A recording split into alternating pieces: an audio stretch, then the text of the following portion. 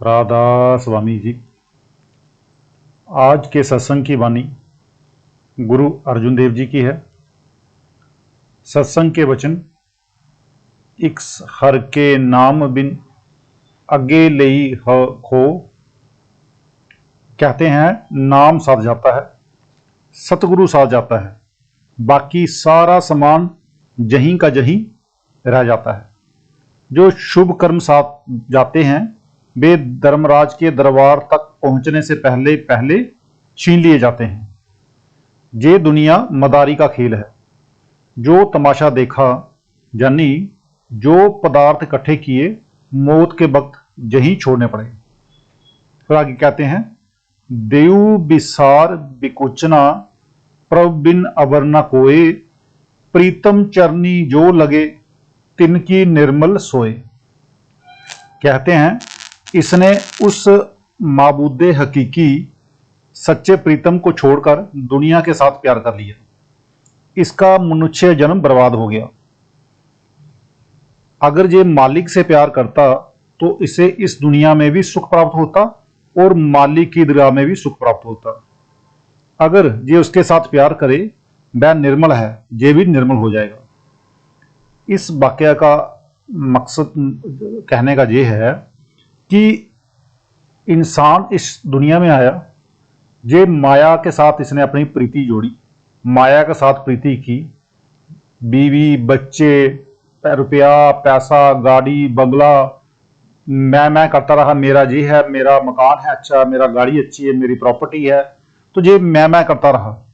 लेकिन जिस चीज के लिए जन्म मिला है, जिस परमात्मा को पाने के लिए मनुष्य का जामा मिला है, उसका इसने फायदा ना उठाया। तो हुआ ये कि ये जब माया से प्रीति इसकी लगी रही तो इस मनुष्य के जन्म में भी इसने जहां पर सुख भी पाए, लेकिन सुखों के साथ साथ इसने दुख दुनिया भर के पाए और असली सुख कभी इसको नसीब नहीं हुआ। तो कहने का भाव ये है कि अगर ये मालिक से प्रेम करता, मालिक से प्रीत करता, तो इसको इस दुनिया में भी सुख मिलता और उस दुनिया में भी सुख। तो अगर इस दुनिया में सुख मिलेगा, अगर दुनिया में सुख जब परमात्मा से प्यार कर लिया तो फिर वो परमात्मा का रूप हो गया। इस दुनिया में भी सुख है और अगली दुनिया में भी सुख है।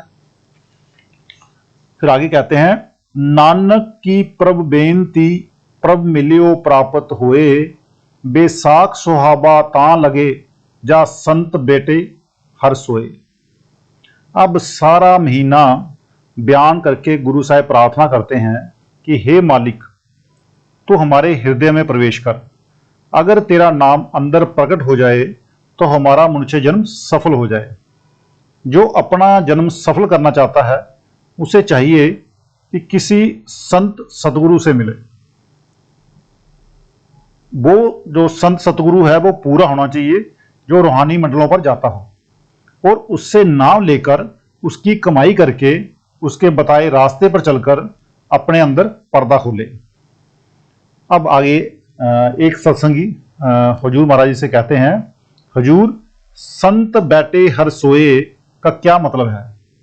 तो महाराज जी जवाब देते हैं, संत हरि के साथ सो चुके यानी मिल चुके होते हैं। वैसे सो का अर्थ खुशबू भी है। हरि नाम की कमाई से मिलता है और नाम संतों के बगैर नहीं मिलता। इसलिए कहते हैं कि परमात्मा संतों के द्वारा मिलता है। फिर आगे कहते हैं, हर जेठ जुणदा लोड़िए जिस अग्गे सब निबन, हर सज्जन दावन लग गया किसे ना देई बन। अब जेठ का महीना यानी तीसरा मनुष्य जन्म आ गया। सो पूछते हैं कि मनुष्य जन्म पाकर हमें किसके साथ मोहब्बत करनी चाहिए, किसके साथ जुड़ना चाहिए, किसके साथ प्यार करना चाहिए, किसकी पूजा करनी चाहिए, किसकी भक्ति करनी चाहिए, किसके आगे झुकना चाहिए? और फिर आप ही जवाब देते हैं कि सतगुरु के आगे। सतगुरु के साथ प्यार करना चाहिए, जो सारी दुनिया के मनुष्यों से बड़ा है, सबसे श्रेष्ठ है, सबसे ऊंचा है। जिस तरह शेर की शरण लेने पर गीदड़ों, बेड़ियों आदियों का डर नहीं रहता, इसी तरह अगर सतगुरु की शरण ले लें तो ना जन्म मरण का डर रहता है, ना ही जमदूतों का रहता है और ना ही काल का रहता है। इसलिए गुरु अर्जुन साहब कहते हैं कि बाहे गुरु अकाल पुरुष की शरण में जाओ। उसकी शरण ले लेने पर कोई बंधन या रुकावट नहीं रहती, उसकी दरगाह तक कोई रोकने वाला नहीं। सतगुरु के साथ प्यार करने से जमदूत जो इसके प्राण निकालते हैं, इसके नजदीक भी फड़क नहीं सकते। धर्मराय भी नजदीक नहीं आता, क्योंकि बादशाह के साथ प्यार करने वाले को प्रजा का क्या डर। तो अगर ये इंसान जहाँ हम लोग मनुष्य जामे में अगर किसी पूरे सतगुरु की शरण ले लें, पूरे सतगुरु के साथ जुड़ के नाम शब्द ले लें, तो ना ही जन्म मरण का डर रहता है और ना ही जमदूतों का डर आता है कि जब हम हमारा आखिरी समय आएगा तो जमदूत हमें लेके नहीं जाएंगे। और हमेशा जो सतगुरु है वो जब हम इस दुनिया से जब जाएंगे तो पूरा सतगुरु हमें लेने आता है, और उस समय धर्मराज का हमसे कोई लेना देना नहीं होता, वो हमारे नजदीक भी फड़क नहीं सकता है।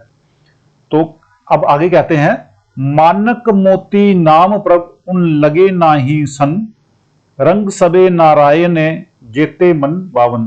कहते हैं परमात्मा का नाम कीमती से कीमती रतन या मोती है। इस दुनिया में नाम से बढ़कर कोई कीमती चीज नहीं। नाम को ना चोर चुरा सकता है, ना आग जला सकती है, ना पानी गला सकता है, और ना जमदूत ही छीन सकते हैं। यानी कि कहने का मतलब यह है कि जो नाम की जो चीज है, जो पूरा गुरु प्रदान करता है, पूरा गुरु से हमें मिलती है, तो नाम की जो कमाई है, नाम इतना कीमती है कि इसको इस दुनिया में कोई भी ना तो चोरी कर सकता है, ना कोई आग पानी कोई इसको नुकसान नहीं पहुंचा सकता। जहां तक कि जमदूत भी इस इंसान से उस नाम को छीन नहीं सकते। जब ये एक बार मेहनत करके पर्दा खोलकर अंदर नाम को प्रकट कर ले, तो वह हर वक्त इसके साथ है और इसकी सारी इच्छाएं नाम पूरी करता है। नाम को छोड़कर जितने दुनिया के समान हैं, सारे नाशवान हैं। आगे क्या कहते हैं कबीर साहब, किया मागू किश थिर ना रहाई, देखत नैन चलियो जग जाई। इसलिए संत कहते हैं कि हे मालिक, हमें अपना नाम बख्श, हम सिवाय नाम के और तुझसे कुछ नहीं मांगते। जो हर लोड़े सो करे सोई, जिय करन जो प्रभ कीते आपने से ही कहिए धन। सारी सृष्टि परमेश्वर की बनाई हुई है। क्या कुत्ते बिल्ले, क्या पेड़ पौधे, क्या घास फूस, सब सारी की सारी जो सृष्टि है वो परमेश्वर ने बनाई है। मगर इनमें ऊंचा दर्जा किसका है?